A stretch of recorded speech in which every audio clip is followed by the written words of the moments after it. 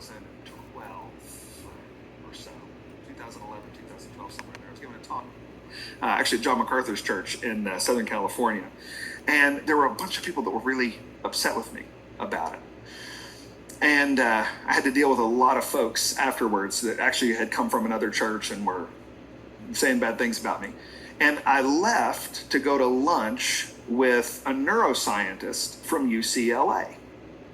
So we're having lunch, and I was kind of stressed. I was like, oh my goodness, you wouldn't believe my morning. All these people were hollering at me and saying all these bad things. He's like, well, what were they mad at you for?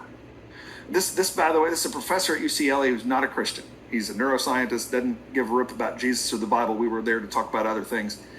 And he said, what are they upset with you about? And I said, well, I was expressing doubt about the effectiveness of psychoactive medication.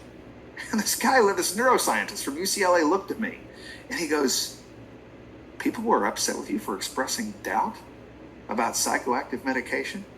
And he said, I said, yeah. And he said, all right, at UCLA, we've known for 10 years that there's nothing to any of this stuff. And I was like, well, would you come back there with me and stand up and say this? So I tell you that story because what gets out there on social media and what gets out there in the popular culture is not what they know at places like Harvard and UCLA. So